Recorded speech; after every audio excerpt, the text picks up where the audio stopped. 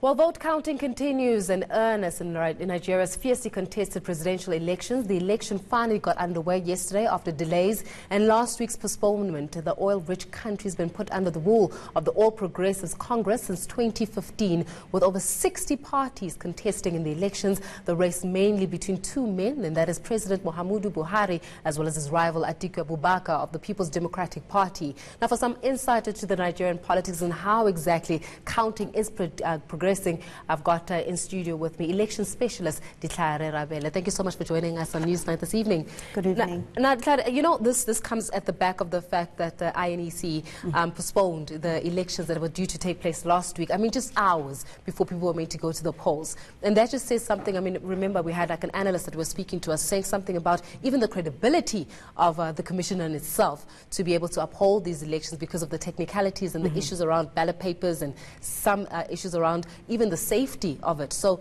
now we've got counting that is currently underway. What can be predicted from this? Do you think Muhammadu Buhari is going to take it, or it could be Atiku Abubakar at this stage? Okay, just to take you back on the postponement, it must be noted that in Nigeria, in 2011, the same thing happened. And in 2015, when they postponed, the then ruling party, which was led by President Goodluck Jonathan, lost. And that's how we got President Buhari in. So for people who are following the political developments in Nigeria, we know that that postponement is still within their legal framework. The INEC has a mandate, and it's protected by the Constitution, to postpone where they see necessity, and also to stick within the electoral calendar, to say within this period of time there would be inauguration or something. So that one, the commission was still within its legal mandate.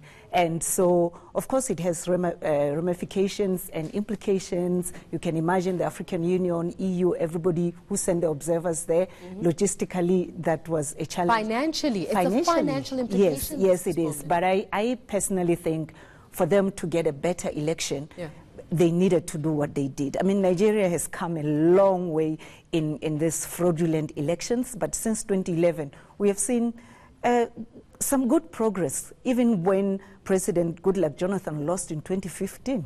And he just wrote and accepted the outcome of the results. So I think we should just give the INEC a bit of time to really manage this. And of course, you can understand in a country where you have more than 84 million people registered conducting two separate elections, it's a logistical challenge. And of course, some of these issues may come.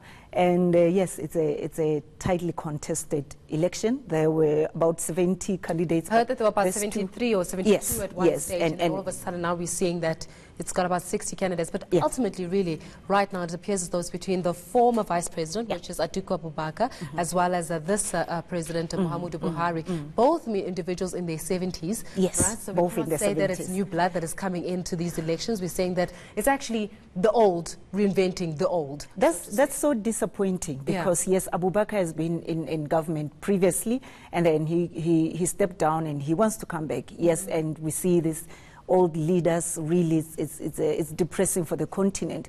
But you also look at the situation as the results are coming in.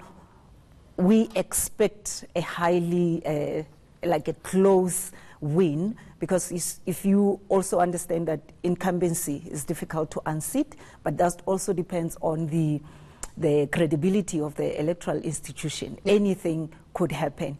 Although the President Buhari had some critics saying, well, he spent more than 6 months, about 6 months in the UK for medical purposes. It shows that these people are really getting old, and so it's a tight I was reading somewhere, that when the president was actually asked about if there's an instance where the opposition actually wins and Atiku actually takes it, would you then congratulate him? Would you then, acknowledge defeat? And his response to that, allegedly, it was quoted as saying, "I will congratulate myself." So it almost appears as though there is no reason for him to believe that he could possibly even lose these elections. Could that be the case in this one? I mean, I know it's tightly contested, but could we see a very confident president, stepping into the second term of Nigeria? And what does this mean for the Nigerian people? That is unfortunately to too early for presidents to say that, because the message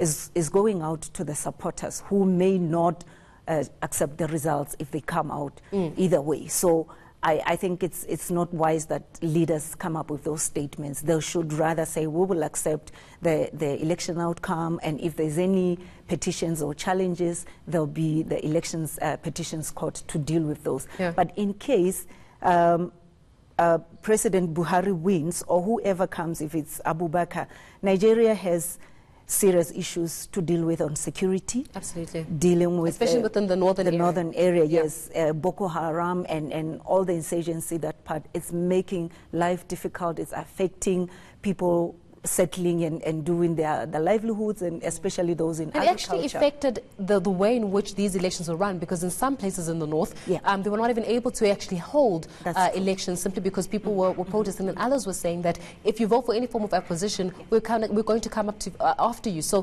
clearly there's this big security matter there. It is. And is either president or should either individual be equipped enough to actually salvage and solve those? Because we all expected Buhari to deal with this issue around Boko Haram, right?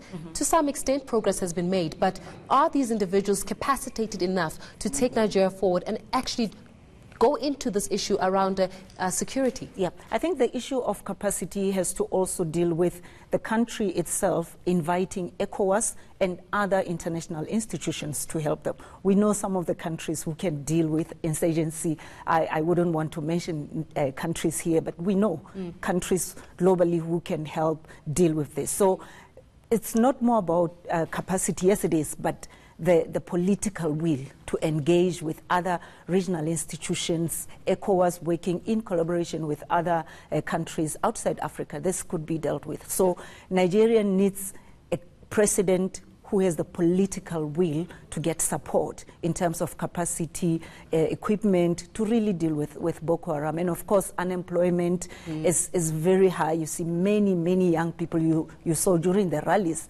Young people came in numbers. And those are people who are unemployed. They're I keep thinking, oh my goodness, this is an oil-rich country. But before I let you go, I have to ask you, when do we expect the final results to actually be out? I know counting was extended. They're still counting even today.